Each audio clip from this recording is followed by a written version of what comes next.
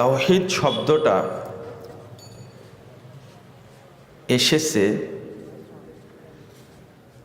ওয়াহদাতুন শব্দ থেকে। ওয়াহদুন, আমরা একটা কথা বলি, কুল হুয়াল্লাহু কি আহাদ বলি না?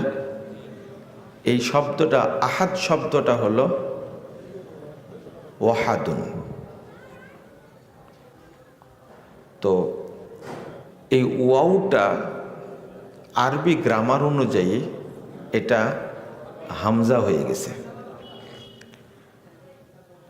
এই ওয়াহেদ মানে এক, ওয়াহেদ মানে কি এক।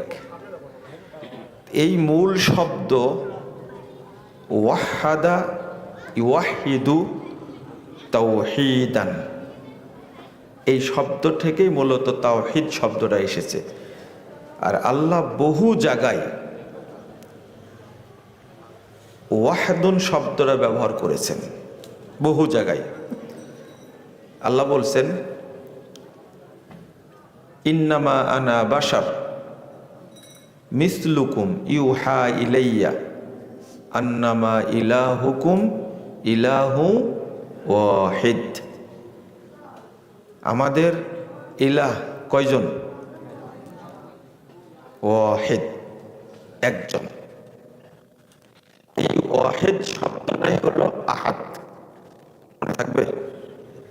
এই জন্য সূরা ইখলাস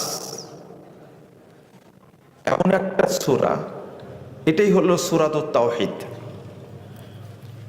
প্রত্যেকটা সূরার নাম ওই সূরার মধ্যে আছে,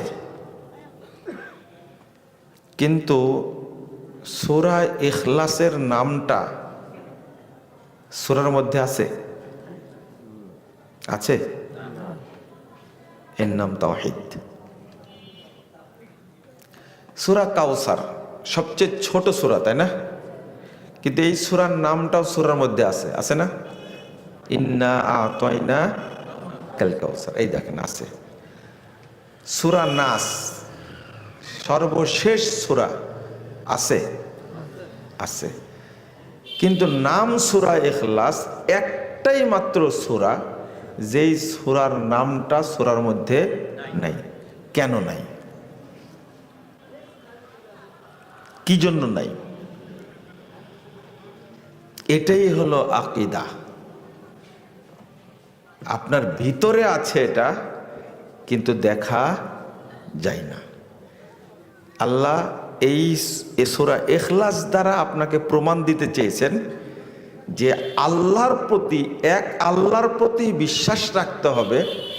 শুধু বিশ্বাসী, এটা দেখা যাবে না, ধরা যাবে না। এজন্য কোরআনের শুরুতে আল্লাহ বলে দিয়েছেন যালিকাল কিতাব লা রাইবা ফি হুদাল্লিল মুত্তাকিন। মুত্তাকি কারা?